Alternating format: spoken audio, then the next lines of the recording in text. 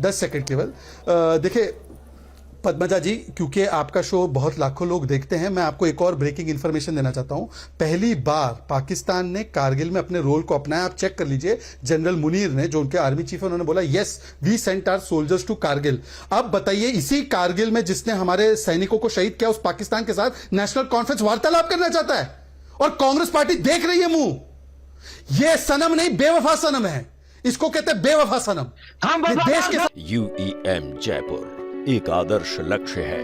भावी छात्रों के लिए अच्छी नौकरी, भविष्य के लिए तैयार कौशल के साथ अच्छी शिक्षा। बेवफाई है। सनम शाह, अब चीखे सनम शाह, अब चीखे कि पाकिस्तान से बातचीत करेंगे। कैसे बोला सनम बेवफा है? अरे सनम वफादार है, सनम हिंदुस्तानी है। अरे मेरा खून का टेस्ट किसके प्रति वफादार हो? तो यहाँ से हिंदुस्तान निकलेगा। संविधान के प्रति होना है।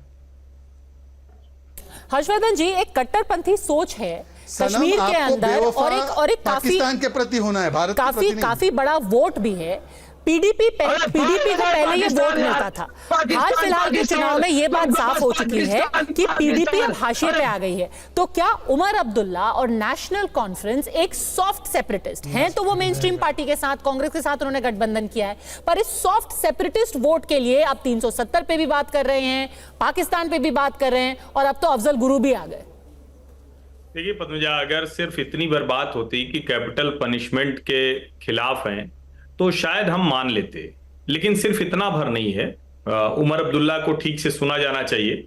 उमर अब्दुल्ला ने क्या कहा है? उमर अब्दुल्ला कह रहे हैं कि हम भी जानते हैं कि हम 370 नहीं हटा पाएंगे, लेकिन ये लड़ाई आज की नहीं है, हम लंबी लड़ाई लड़ेंगे, हम उसे हासिल करके रहेंगे। आज नहीं तो कल भारतीय जनता पार्टी एक समय में 2 सांसद वाली पार्टी थी, उन्होंने तय किया 370 हटाया। एक तरफ बीजेपी का एजेंडा क्या था कि जम्मू कश्मीर का फुल इंटीग्रेशन भारत के साथ हो। इनका क्या एजेंडा है? 10 साल लगे, 20 साल लगे, 50 साल लगे, फिर से कश्मीर को 370 करके अलग हटाना है।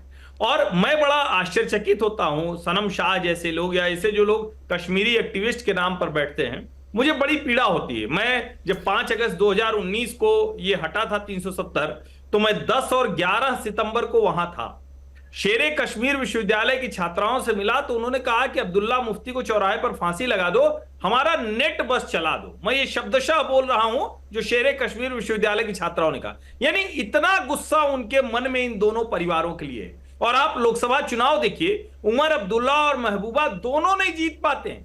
इसका मतलब क्या हुआ? उमर अब्दुल्ला के मन में डर है कि अगर इस चुनाव में कांग्रेस के साथ मिलकर भी, जम्मू में भाजपा ने बहुत अच्छा प्रदर्शन कर लिया, कश्मीर में छोटे छोटे जो दल लड़ रहे हैं, इंडिपेंडेंट लड़ रहे हैं, वो जीत गए, और कहीं हमारी भूमिका ही खत्म हो गई, तो हमें फिर से लंदन जाना पड़ेगा, जहां एक समय में फारूक अब्दुल्ला साहब चले गए थे जब कश्मीर बहुत ज्यादा डिस्टर्ब था।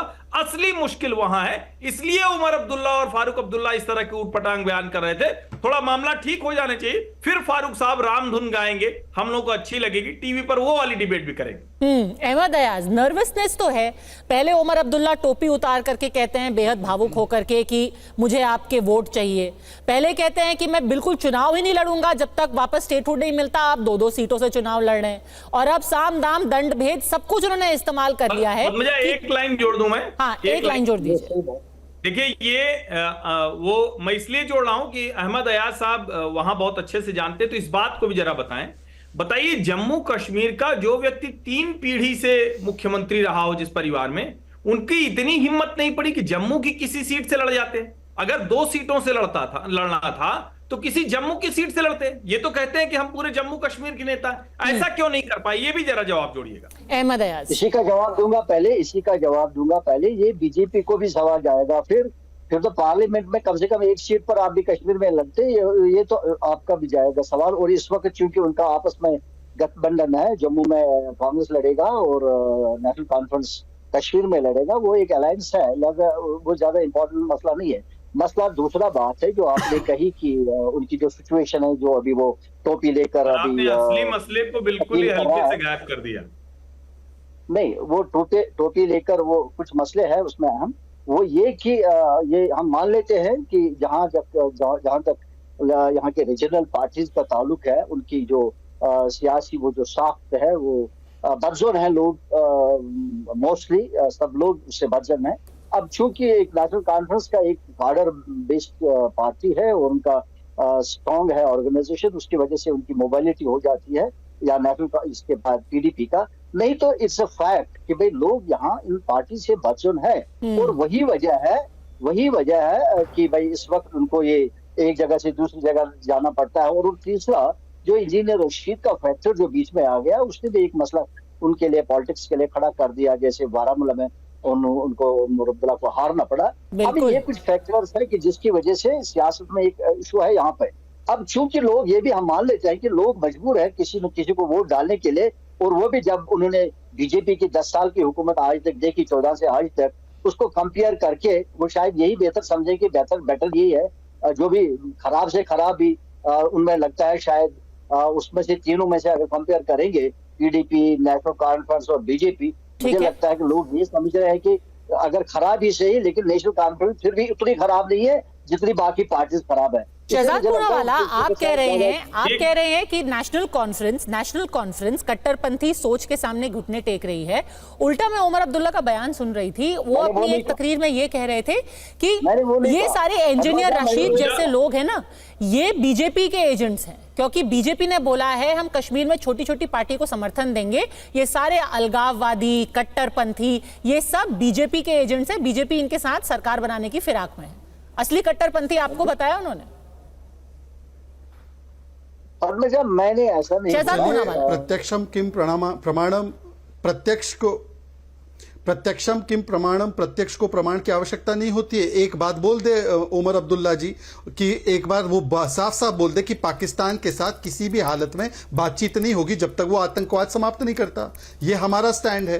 अब कांग्रेस पार्टी भी अपना स्टैंड बता दे। अभी तो पाकिस्तान ने माना है ना कि कारगिल में उसने सोल्जर्स भेजकर हमारे लोगों को शहीद करवाया, उसने बाकायदा आज माना है ये बात। तो आज Umar Abdullah, national conference, Congress party, PDP और बीजेपी, चारों पार्टी स्टैंड ले ले। मैं कहता हूं पाकिस्तान से जब तक आतंकवाद समाप्त नहीं होता बातचीत नहीं होगी। बाकी की 3 पार्टियां बताएं अपना स्टैंड, ठीक है। फिर पता चल जाएगा कि कौन पाकिस्तान परस्ती के साथ खड़ा। एक्चुअली मैं आपको बताता हूं एक वाक्य में, केवल एक वाक्य में, जब से 370 की दीवार गिराई गई है तो लाल किले से लेकर लाल चौक तक तिरंगा लहरा रहा है। और ये पीपीपी की पॉलिटिक्स है ना, पाकिस्तान परस्ती, पेट्रोनेज और परिवारवाद, इसको बड़ा झटका लगा है। अब स्पेशल स्टेटस 3 परिवारों के पास नहीं, जनता के पास, अवाम के पास आया है। तो ये स्पेशल स्टेटस छीनने के लिए ये अलगाववादी की भाषा और पाकिस्तान परस्तों की भाषा खुद बोलने लगे। 370 की बात तो हो ही रही है चुनाव में, पर अगर चुनाव की भाषा में अब अफजल गुरु जैसा मुद्दा भी अगर उठाए जाने लगे तो ये सिर्फ जम्मू कश्मीर ही नहीं, देश के लिए बहुत बड़ा चिंता का विषय है। क्या इस तरीके की राजनीति के लिए कोई जगह है हमारे देश में? ये सोचने वाली बात है। आप सबका TV9 भारतवर्ष से जुड़ने के लिए बहुत बहुत धन्यवाद।